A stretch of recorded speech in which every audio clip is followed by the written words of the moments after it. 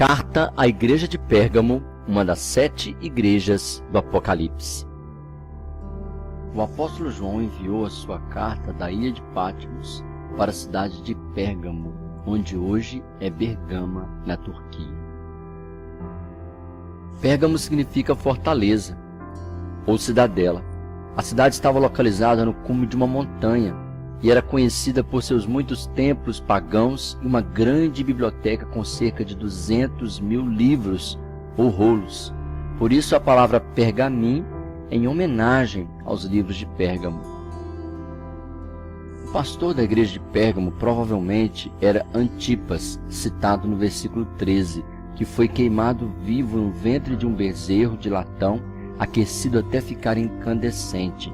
E por isso Jesus o chamou de Marte, testemunha fiel.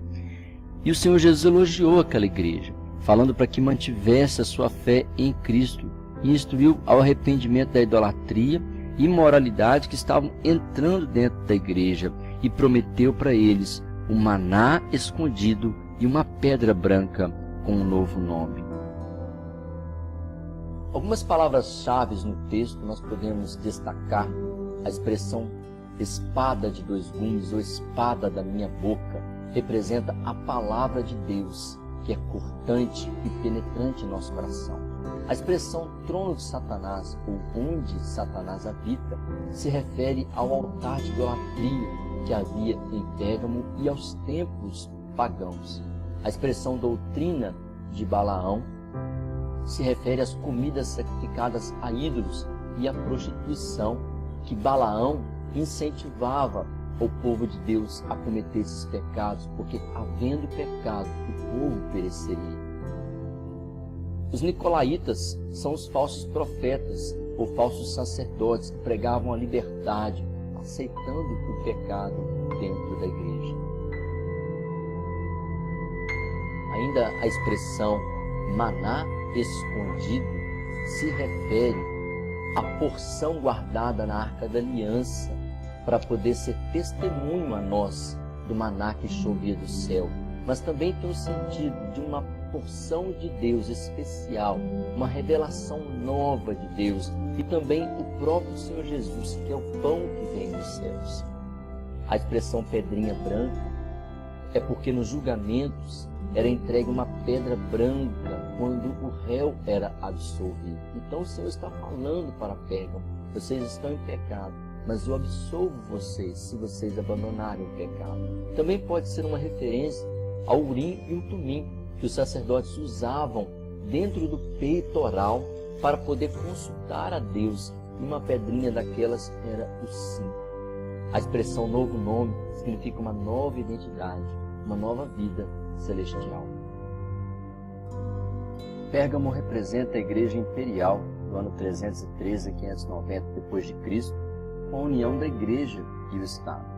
Esse foi o 3º período do cristianismo, quando o Império Romano estabelece um Papa para liderar todas as igrejas. Em Pérgamo, que se instituiu o primeiro culto de adoração ao imperador vivo. E eles construíram um grandioso altar ao deus grego Zeus, considerado o maior dos deuses gregos. Por isso, Jesus fala que ali é o local onde está o trono de Satanás. E esse altar de Zeus, que foi construído em Pérgamo, foi transportado pelos nazistas e ele está montado lá em Berlim, em um museu. Isso você pode conferir essa informação e verá que esse altar ainda existe. E esse altar é o local que Jesus falou que era o trono de Satanás, ou habitação de Satanás. Na Idade Média, a igreja esteve unida ao Estado romano e aos seus interesses. Nesse período, muitas falsas doutrinas invadiram o cristianismo, como a veneração de santos e relíquias, o purgatório e a divinização de Maria. Isso trouxe uma influência negativa para a igreja, com o mundanismo, ou seja, o paganismo, entrando dentro do cristianismo. Por outro lado, nós podemos fazer uma aplicação para os dias atuais, através da interpretação moral, e descobrir que também hoje podem existir igrejas como Pérgamo, que são igrejas licenciosas, onde é liberal, é permissiva, aceita tudo dentro da igreja para agradar as pessoas na busca de um crescimento a qualquer preço. Quando vemos grandes auditórios onde se reúnem igrejas, nós podemos pensar: será que aquelas pessoas estão sendo pastoreadas, ensinadas, doutrinadas e disciplinadas? Ou será que essas pessoas ali estão livres, sem um acompanhamento, sem prestar contas a ninguém e nem obedecer à doutrina da igreja? Então nós podemos entender que Pérgamo representa uma igreja que aceita falsas doutrinas e se desvia da palavra de Deus, bem como da doutrina dos apóstolos. Ou seja, a apostasia dos últimos tempos está se cumprindo e o próprio povo de Deus tem abandonado a pura e sã doutrina das Escrituras. Algumas ideologias que têm influenciado a igreja nos dias atuais são, por exemplo, o aborto, o divórcio, o homossexualismo, os vícios, o sexo fora do casamento e a falta de compromisso.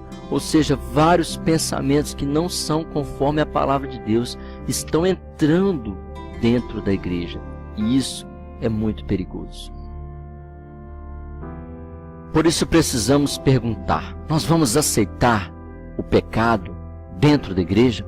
Vamos aceitar que pensamentos contrários à palavra de Deus venham orientar a nossa conduta? A igreja deve amar o pecador, mas precisa falar a verdade sobre o pecado. É como se alguém estivesse afundando na água, e se você não avisar que se ela continuar, ela vai perecer naquelas águas, aquela pessoa vai se perder. Então nós precisamos amar essa pessoa, mas dar o alerta sobre o perigo. Isso é uma questão de maturidade intelectual, emocional e até espiritual. Você não precisa ser inimigo de quem você discorda ou de quem você fala a verdade. Também precisamos de arrependimento, clamar ao Senhor perdão pelos nossos pecados pessoais e como igreja, buscar pureza e santificação, voltando ao caminho e o ensinamento das Escrituras. O vencedor receberá o maná escondido. O alimento da palavra de Deus é reservado para você. E uma pedra branca com um novo nome, te dando a sua nova identidade celestial. A nossa arma é a palavra de Deus. É com ela que nós devemos lutar. Você não precisa combater ninguém, lutar contra ninguém. Apenas busque a palavra e lute com a palavra de Deus. O Senhor te dará a vitória.